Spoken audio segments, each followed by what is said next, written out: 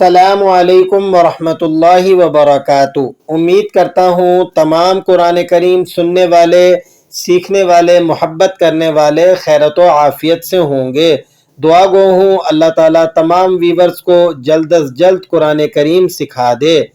محترم ویورز، آج کی ہماری ویڈیو کا عنوان ہے میم ساکن کے قواعد۔ یاد رکھیں، ساکن ایسے حرف کو کہا جاتا ہے جو تمام حرکات سے خالی ہو۔ جب میم سکون کی حالت میں قرآن کریم میں آ جائے تو اس پر جتنے بھی رولز اپلائی ہوتے ہیں ان کا آج ہم نے اجرا کرنا ہے۔ یاد رکھیں، میم ساکن کے 3 قواعد ہیں۔ قرآن کریم میں جب بھی میم ساکن آتا ہے تو 3 قواعد سے خالی نہیں ہوتا، یعنی 3 قاعدوں میں سے 3 ریگولیشن، 3 رولز میں سے کوئی نہ کوئی رولز اس کے اوپر ضرور اپلائی ہوتا ہے۔ سب سے پہلے آپ ان کے نام یاد کر لیں: اخفاء شفوی، ادغام شفوی، اور تیسری حالت کو اظہار شفوی کہا جاتا ہے۔ ٹھیک ہے، اب ان تینوں جو رولز ہیں ان کے اندر ایک کامن لفظ ہے شفوی۔ آپ کو اخفاء کے آخر میں بھی، ادغام کے آخر میں بھی اور اظہار کے آخر میں بھی ایک حرف لگا ہوا نظر آئے گا، اسے کہتے ہیں شفوی۔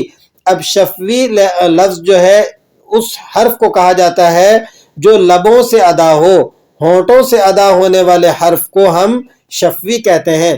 یہ تھے اس کے لغوی معنی۔ اصطلاحی معنی کیا ہے کہ ایسا حرف جو ہونٹوں کی مدد سے ادا ہوتا ہو۔ تو آج کی ابھی جو ہم بات کر رہے ہیں ہونٹوں سے ادا ہونے والے حروف کی، تو ان میں سے ایک ہے میم اور دوسرا ہے با۔ ٹھیک ہے، تو اگر آپ کو یہ تینوں تعریفات سمجھ میں آ گئی، ان کے نام یاد ہو گئے، اخفاء شفوی، ادغام شفوی، اظہار شفوی، کے سامنے کر لیتے ہیں۔ یاد رکھیں، اخفاء شفوی اس کہا جاتا ہے اگر میم ساکن کے بعد حرف با آ جائے۔ قرآن کریم میں اخفاء شفوی اس میم ساکن کو کہتے ہیں جس کے بعد حرف با آ جائے، تو وہاں پر ہمیں اخفاء کرنا ہوتا ہے۔ اخفاء کے ساتھ ہم وہاں غنہ کریں گے۔ ٹھیک ہے، دوبارہ سے سن لیجئے، قرآن کریم میں اگر میم ساکن کے بعد حرف با آ جائے تو وہاں اخفاء کے ساتھ غنہ ہوگا۔ اب اس کی مثال میں آپ کو دوں گا قرآن کریم میں، دیکھیں فَإِنْ آمَنُوا بِمِثْلِ مَا آمَنْتُمْ بِهِ۔ اب یہ میم ساکن ہے آمنتم کے اندر اور اس کے بعد آنے والا حرف ہے بھی، تو یہاں پر ہم نے اخفاء کے ساتھ غنہ کرنا ہے، یعنی تھوڑی دیر تک کے لیے آواز کو ناک میں رکھنا ہے، آمنتم بھی۔ ٹھیک ہے، اس پڑھنے کو ہم کیا کہتے ہیں؟ اخفاء شفوی۔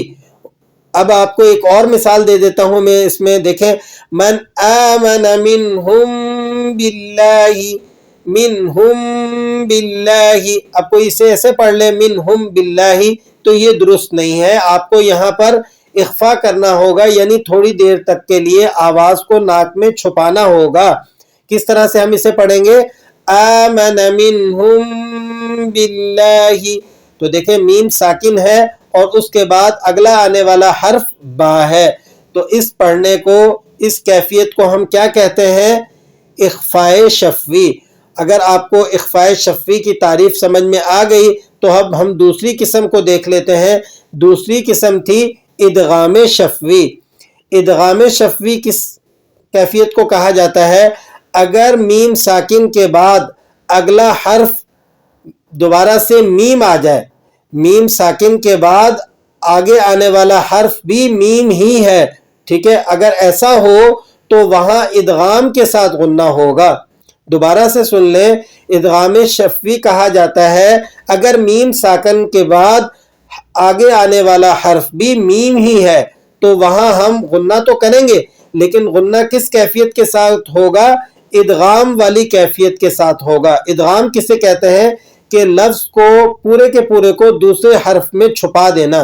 دیکھیں میں آپ کو اس کی مثال دیتا ہوں، انفسکم من دیارکم، اب یہ انفسکم کے آخر میں میم لگا ہوا ہے، اس میم ساکن کے بعد آگے آنے والا حرف بھی میم ہی ہے، تو یہاں پر پہلا میم دوسرے میم میں چھپ جائے گا پورا کا پورا۔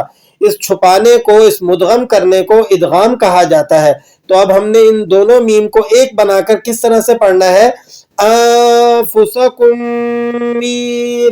آپ کو یہاں پر ایسے پڑھے انفسکم من دیارکم، تو ایسا پڑھنا جائز نہیں ہے، آپ نے یہاں پر ادغام شفوی کرنا ہے۔ کس طریقے سے آپ پڑھیں گے؟ انفسکم من دیارکم، ٹھیک ہے؟ تو آپ کے سامنے دو قسموں کی تعریفات آ گئی، اخفاء شفوی اور ادغام شفوی۔ اب ہم دیکھ لیتے ہیں تیسری قسم، اظہار شفوی کو۔ اظہار شفوی کسے کہا جاتا ہے؟ میم ساکن کے بعد اگر حرف با اور میم کے علاوہ کوئی تیسرا حرف آ جائے۔ دیکھیں اب میم ساکن ہے، قرآن کریم میں جو میم ساکن آیا اس کے بعد آگے آنے والا حرف با نہیں ہے، اسی طرح میم نہیں ہے، بلکہ کوئی تیسرا حرف ہے۔ تو اگر ایسا ہو کہ میم ساکن کے بعد آنے والا حرف نہ با ہے نہ میم ہے، تو وہاں پر ہمیں اظہار کرنا ہوگا۔ اظہار یعنی ظاہر کر کے پڑھیں گے۔ اس کی میں آپ کو مثال دیتا ہوں، قرآن کریم میں دیکھیں، قُلْ هَاتُوا بُرْهَانَكُمْ، اب یہ کاف میم پیش کم کے آخر میں میم ساکن ہے، اس کے بعد آگے آنے والا حرف ہے ان حمزہ، تو حمزہ نہ ہی با ہے اور نہ ہی میم ہے، تو یہاں پر ہمیں اظہار کرنا ہے، ٹھیک ہے؟ تو امید کرتا ہوں آپ کو یہ تینوں اقسام سمجھ میں آ گئی ہوگی۔ دوبارہ سے ہر ایک کی نمبر وائز میں آپ کے سامنے تعریف کر دیتا ہوں تاکہ آپ کو اس کو ذہن نشین کرنے میں آسانی ہو۔ اخفاء شفوی، اگر میم ساکن کے بعد حرف با آ جائے تو وہاں اخفاء کے ساتھ غنہ ہوگا۔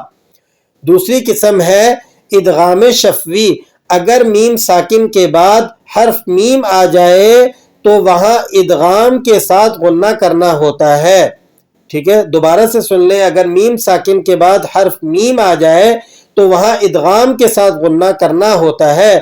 تیسری قسم ہے اظہار شفوی، میم ساکن کے بعد آگے آنے والا حرف نہ ہی با ہے اور نہ ہی میم ہے، تو وہاں پر ہم اظہار کریں گے۔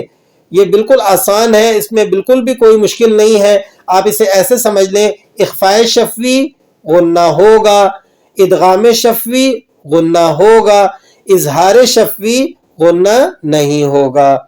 امید کرتا ہوں آج کا لیکچر، آج کی جو تفصیل ہے آپ کو سمجھ میں آئی ہوگی۔